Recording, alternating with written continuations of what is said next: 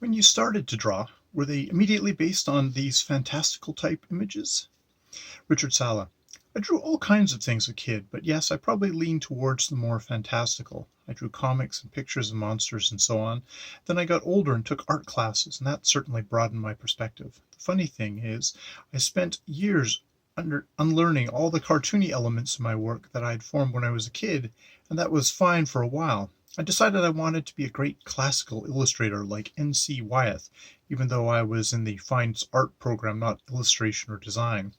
I struggled with that for a year or two. It just didn't come naturally to me. I can see that now. It wasn't in my nature. It didn't suit my temperament or personality. The great thing about art school is it helps you work through those things. Finally, I had classes with two teachers who encouraged me to find who we were, just by drawing constantly to see what would come up. I found myself drawing all these expressionistic, Caligari-esque corridors and doorways, bizarre scenarios featuring operating rooms and hunched, shadowy figures. Now that did come easily to me. That was my true nature. All that stuff I'd absorbed so hungrily as a kid, it started all coming back, and I guess it never completely went away again. Logan. How long did it take you to nail down your personal style in school? You actually have a master's degree in art. Seems somewhat uncommon for a comic book artist to have received that much formal training. Rchrd Sl. Whatever my style is, it began to be apparent in those classes I mentioned above, where students were encouraged to draw whatever came to their minds at the moment, sort of like automatic writing. It's a kind of surrealistic approach for unlocking the unconsciousness. I guess I'd show the work I did then, back in the late 70s, to people now, and they'd say they can tell it's me, although I've certainly changed since then. It was a punk era, and my friends and I hated above all things artists who could draw in lots of different styles. I hated that facility because it's just empty craft. It felt like a style was simply who you were. You shouldn't be able to or want to completely change your style. It's not honest. You should be able to look at the artist's work and immediately know who it is. It would be a unique, like a fingerprint. We had a campus design group, me and two other artists, and our motto was, we can't help it. We have to draw this way. And that sort of summed up my attitude then. One change occurred for me during my second Raw story, the one that was written by Tom DeHaven, called Proxy. I think Art Spiegelman helped guide me away from my freewheeling expressionism by pointing out that the formal aspects of comics exist for a reason, to better communicate with the audience, to get your idea across in a clearer manner. I think I came in with my master's degree feeling somewhat superior to comics. After all, they hadn't been hammered in my head for 6 years, and feeling like I could push my boundaries and do whatever I wanted. But this story was by another author, and I wanted to honor that as best I could. When I look at that story now, I can see myself struggling with the formal aspects of comics, mainly my attempt to do more or less straight lettering. That looks terrible. Over the years, I've tried to keep the parts of me that are unique, but still follow the rules enough so that I can make good comics. I've let my style grow naturally to better suit the medium of comics. One thing I learned is that I could relate much more to the storytelling in old comic strips than in comic books.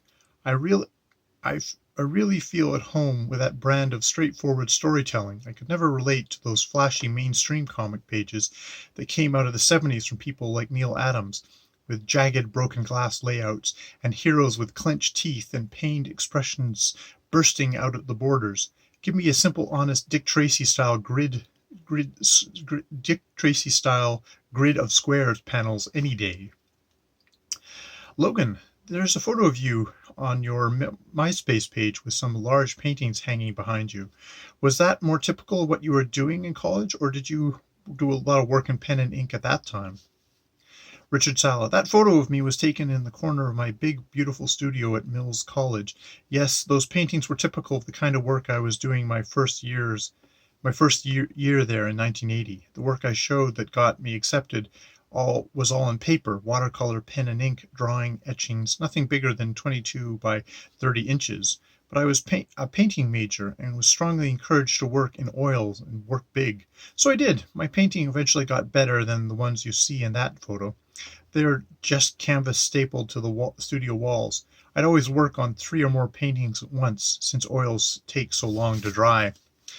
What's interesting is that those paintings look like enlarged comic book panels, so I'm still thinking in small terms, even if I worked larger. And in fact, some of those compositions eventually showed up in my first self-published book, so that they came full circle. The other indication that I couldn't entirely abandon my love of pop culture was when the art department secretary, Marilyn, a nice older lady who didn't really know anything about art, but who was a sweet mother figure for all the artists and teachers, she came to one of the graduate shows and looked at my painting and said, "Oh, I get it, Dick Tracy." I was surprised at the time that my influences were so obvious. The downside of that was that when I had a critique with a photography professor who told me my work looked too much like underground comics, which at the time was painfully over. I mean over, especially in the Bay Area, where it had been such a big thing for so long. Underground comics at that point reminded people of hippies, and nobody wanted to be reminded of hippies in 1980. The professor said to me, which was actually considered a very which I actually consider very good advice: live in your own time, meaning basically don't do work that strives to be a part of an era that you're not actually living in. Be aware of where the culture is now. Logan: I know that you enjoyed comics as a kid, but what actually got you into doing them yourself after college? Like you said, there isn't a lot of love for the medium in most art schools. Rchrd Sl. I was fortunate that there were some really good comic book stores in the Bay Area. Actually, a person who used to work in one of them was Rory Root, who later on went to establish one of the greatest comic book stores ever, Comic Relief. Anyway, back then I would take the bus down to the Telegraph Avenue by UC Berkeley and check out the bookstores and the record stores, and there were always 2 good comic book stores there within walking distance of each other. I'd stop in and look for old comic strip collections, and soon my interest in all the old great comics began to surface. It never really buried too deep.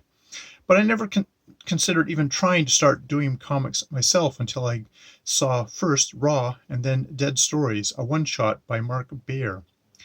Those were 2 catalysts that got me started doing my own comics. They were totally new. They weren't like those dated old underground comics that were printed on cheap newsprint and full of stories about hippies doing drugs. They were beautifully printed on nice paper and featured stories and art, and with a late 70s punk feel, kind of all depressing and nihilistic. I could relate. But Raw also exhibited a knowledge and appreciation for the art of comics. It was like they were trying to save the medium from just sliding into total crap. And it was the only publication like that out there then. I saw myself as a kindred spirit, so a couple of years later I sent them some stuff and got in. That's how it started. Logan: were those comics your very first experience with writing? Rchrd Sl: actually, no. In fact, during high school I had decided I was going to be a writer. I enjoyed drawing, but I had my doubts about it as a career.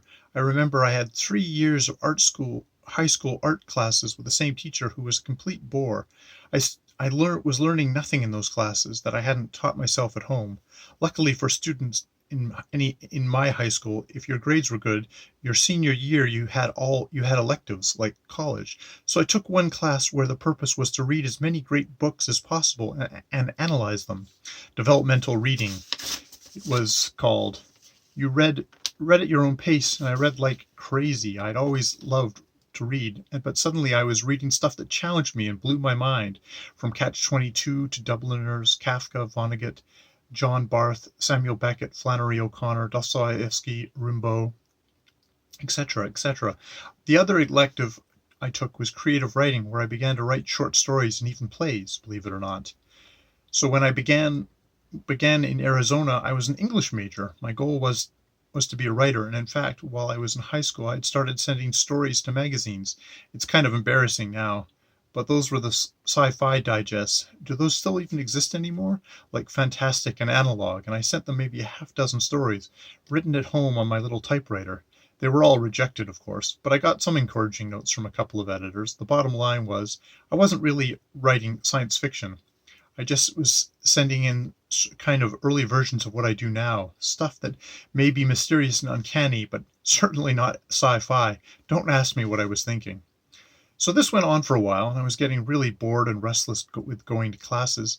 I'd go over to the art building sometimes to look around and see if it looked more like so much more fun. Plus, I can't downplay the importance of this. There were many more cute girls in the art classes. In the English classes, you couldn't really meet anyone. You came to class, sat down, listened to the lecture, and left.